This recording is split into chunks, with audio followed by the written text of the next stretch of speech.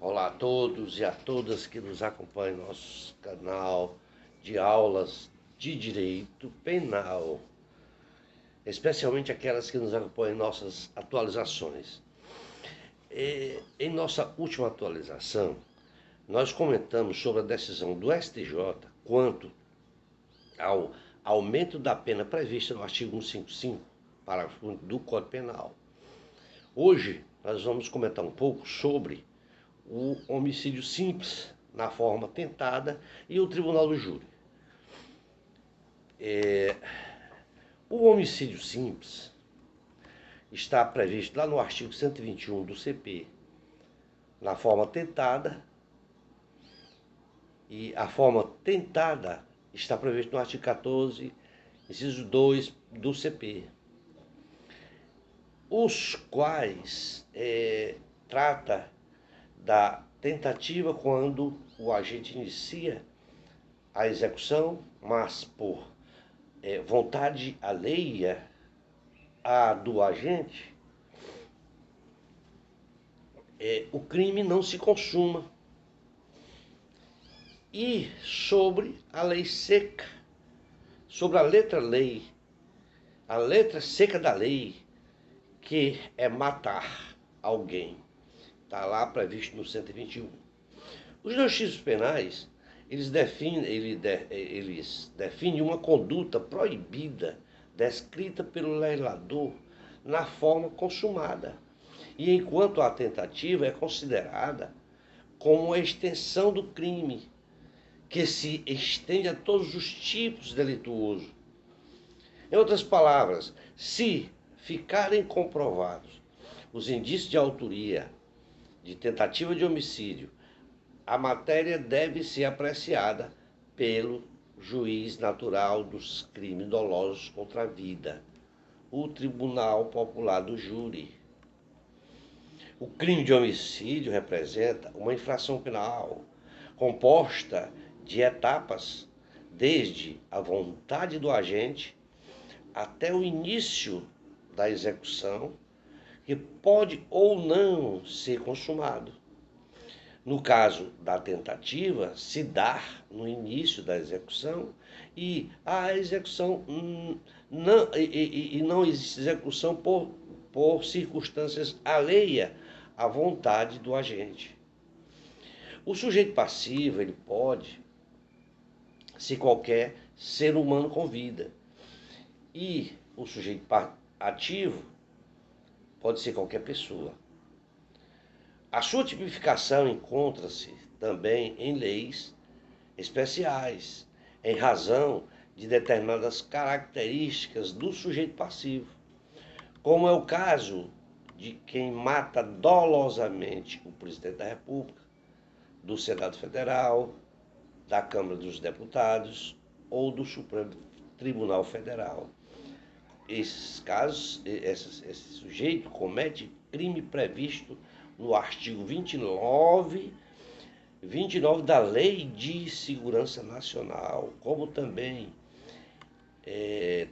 mata, quem mata com a intenção de destruir no todo ou em parte grupo de etnia religiosa, racial, nacional ou religioso. Também nesses casos comete crime de genocídio.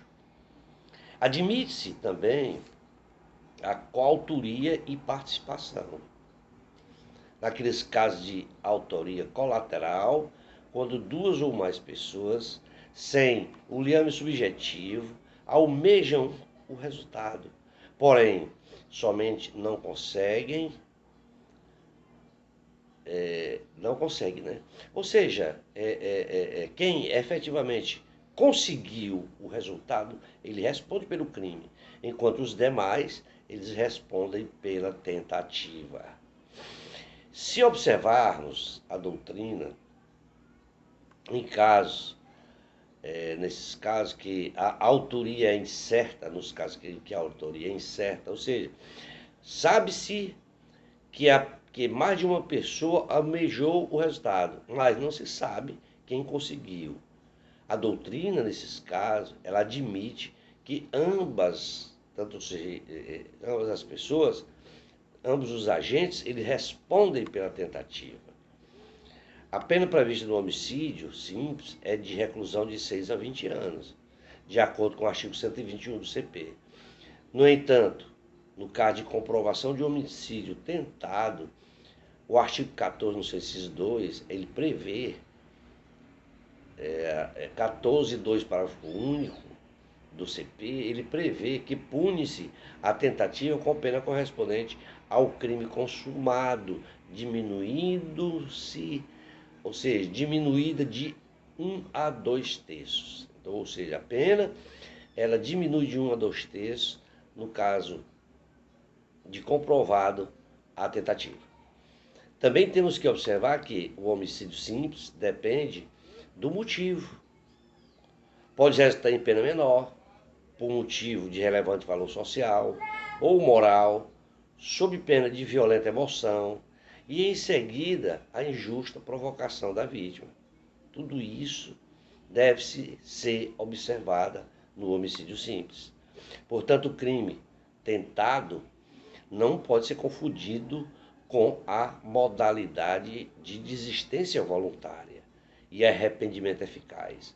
Haja vista que no crime tentado, o agente deseja executar a ação criminosa.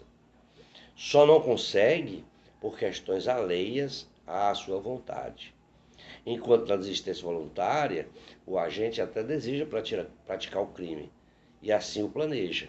Mas antes de executar, ele desiste e desfaz todo aquele planejamento que resulta na ação do crime. Se bem observarmos, ambos os crimes tentado e consumado, nas modalidades do agente, ele possui interesse de executar o crime.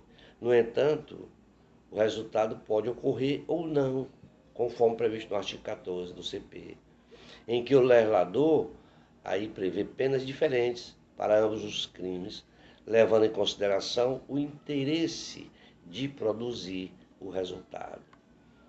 Quanto ao tribunal do júri, havendo a tipicidade, a autoria e a materialidade do crime contra a vida, deve ser sim de apreciação do Tribunal Popular do Júri